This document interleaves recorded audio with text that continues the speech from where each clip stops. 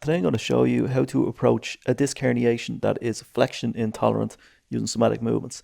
Now, flexion intolerance just means you can't bend forward without experiencing pain. So if that's you, you've been told you have a herniated disc and you're finding it very difficult to bend forward without pain, these movements are going to be for you. So take your time, go nice and slow. I think you'll be pleasantly surprised. So let's get into it. So the working position for this is going to be like so. Knees bent, feet flat on your back. If you can't tolerate this position, you can do all of this with your legs straight as well. But I'm going to do it with the legs bent. So if you're flexion intolerant and can't bend forward, it means the muscles in your back are refusing to lengthen. So what we want to do is relax the muscles in the back, the extensors, so that they will cooperate when we need to bend forward and they'll actually lengthen out. So we're going to start at the head end with this. So just bring your attention to the back of your head on the floor, and you're just going to press the back of your head into the ground gently, like so. And try and do it without adjusting your angle of your face to the ceiling. Just press your head back, and you'll notice that this creates tension in the back of your neck and in your upper and middle back. And then just nice and slowly let that relax. This is going to release tension in the upper part of your spine, which is going to have a knock-on effect into the lower part of your spine. So we're going to repeat that a couple of times, pressing the head back, and then slowly release. And then pressing the head back, and then slowly release. And you'll probably notice as you're doing this, when you press your head back, your ribs kind of lift up a little bit. So just do that again, press the head back. See if you can feel that here. There's a slight lifting of the ribs, and then slowly relax again. And now we're going to use the lifting of the ribs to get more into the back. So this time, press your head back and lift your ribs kind of deliberately. And you'll notice when you lift the ribs, your tail starts to go down into the ground. So now you're starting to get a bit more of your spine working and pandiculating. So lift the ribs up a little bit, press with the head down, and then slowly relax back to rest. And we're going to do this a couple of times. Pressing with the head, lifting the ribs, feeling the weight go into the tail a little bit, and then slowly relaxing back to rest. And we'll do that one more time. Head back, ribs up, feel the tension in the back, slowly come to rest. Now, if you want to spend a bit longer on any of these movements, just hit pause and you can do more repeats. But for now, we're going to move on. So when we press the head, the ribs lift up. When we lift the ribs up, the tail starts to press down. So now let's start to get the bottom of the back involved in this as well. Head presses back, ribs lift up. Press your tail down into the floor a little bit, and now you'll start to feel your entire spine.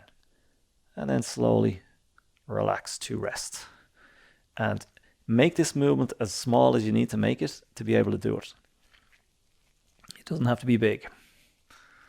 And again, head back, ribs up, tail into the floor. Just enough that you can start to feel your back muscles, and then slowly and carefully melt. So we're just progressively relaxing the spinal muscles. Let's do that again. Head down, ribs up, tail down, slowly release.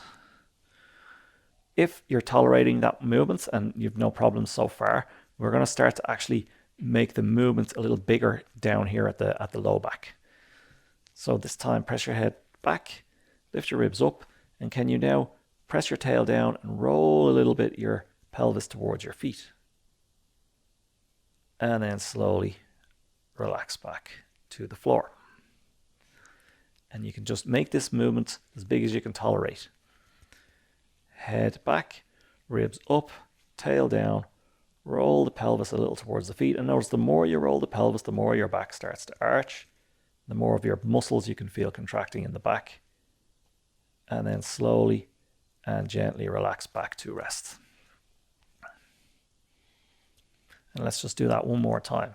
Head back, ribs up, tail down, roll towards your feet. And then slowly and carefully relax to rest. So with that, you'll have relaxed the back muscles quite a bit. So let's let our legs be straight and just see how that feels. Hopefully, if you've done that nice and slowly and carefully, your back should be feeling quite a bit more comfortable and more relaxed. Okay, let's continue. So bring the legs back to bent. we want to get a little bit favor one side or the other now a little bit. So let's do what we were doing earlier. Press with the head back, lift the ribs up, tail down. And from here, you're going to just shift the weight either side of your tail a little bit, just like an inch or so. So I'm going a little bit to the right of my tail now, and I'm keeping the arch, and I'm going a little bit to the left of my tail now. Go back and forth like this, just shifting the weight a little bit to the left of your tailbone and then a little bit to the right of your tailbone. And just notice as you do this, it makes each side of your back work alternately more than the other. You're just starting to favor a little bit one side. And as you're going side to side, just start to let your back relax down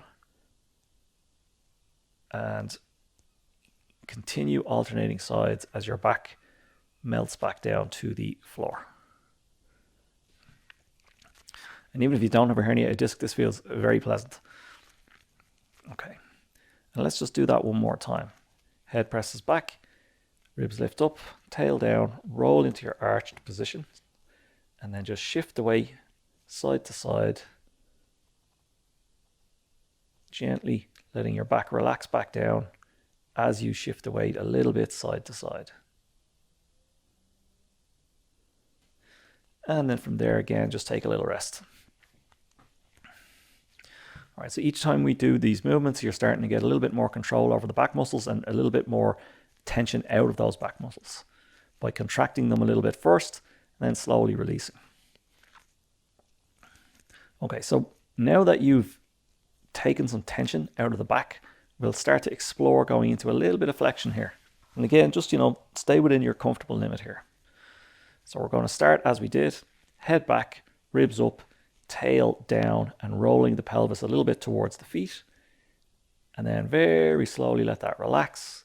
And as your back comes down, just explore a little bit of flexion. So rolling your pelvis towards your head, feeling your low back press into the table a little bit. Just go to whatever's comfortable and then slowly relax. And we'll try that again. Head back, ribs up, tail down, rolling into your arch. On the exhale, slowly release. Let the back come down, and then just gently, can you roll your pelvis towards your head so your tail starts to roll up a little bit. Again, it doesn't have to be a big movement, just that intention of flattening the back out a little bit, and then relax. And we'll do that a couple of times. Head down, ribs up, tail down, roll the pelvis towards the feet. Make sure you can feel your back contracting clearly. On the exhale, you're going to let that melt. Feel the pelvis roll back to the floor. And then gently press the low back, the belt line, into the floor a little bit as your tail rolls up off the floor. And relax. Okay, last time. Head back, ribs up, tail down, arch. On the exhale, let the arch collapse. And gently flatten the lower back, rolling the pelvis back towards your head a little bit. See if you can feel your tail tuck under. And come to a rest. Okay, again, just take a little break. See how that feels. Hopefully that started to feel a lot more comfortable in your back, and you should find even things like putting your legs up and down starting to get easier as well. All right, so we've relaxed out the back. We've introduced a teeny bit of flexion. Let's just see if we can add a little bit more, get your back moving freely. Okay, so pop your hands behind your head. And everything's the same now. Head down, ribs up, tail down, back arches. And just press your arms and your shoulders into the ground as well. Slowly release, let everything melt. Flatten your back, roll your pelvis back towards your head, elbows in, and just pick up your head a little bit and see if you can feel your ribs come down to meet your pubic bone here. So you're bringing your ribs this way. Your back presses into the floor, just lifting up a little bit, and then from there, slowly come back to the floor. And we'll do this 2 more times. Head back, ribs up, roll into your arch, press your arms into the ground. You're going to feel this strongly in your back. Slowly let that release. Let everything melt. Gently roll the pelvis back towards your head a bit. Elbows in, curl up by pressing your back down a little bit. Just come up to what you're comfortable with. We're starting to go into flexion now. Hopefully it's feeling all right. Slowly and carefully uncurl back out. And again, just go into curl as far as you're comfortable. You don't have to go all the way up. You should find it's releasing though. All right, one more time. Head back, ribs up, tail down, roll into your arch. And on the exhale, just let that relax. And nice and gently, elbows in, pelvis rolls back towards your head. And you're just going to pick up your head to look at your knees a little bit. And if you can get to this point, you're just lengthening out those back muscles a little further. And then slowly come on back to rest. All right, lay out flat, see what you got. All right, so at this point, your back should be feeling quite a bit more comfortable and less tight. Should be feeling different through your legs, and all the way the contact with your spine and the floor should be quite different as well. So that's a sequence that can help you reduce the pain of a herniated disc when you're flexion intolerant. Once you're done, stand up, have a little walk around, see how that feels in standing. If it feels better, you can repeat that sequence as often as you like. If you enjoy these videos, you can check out my on-demand video classes in the link in the description. Thanks for watching, and I'll see you next time.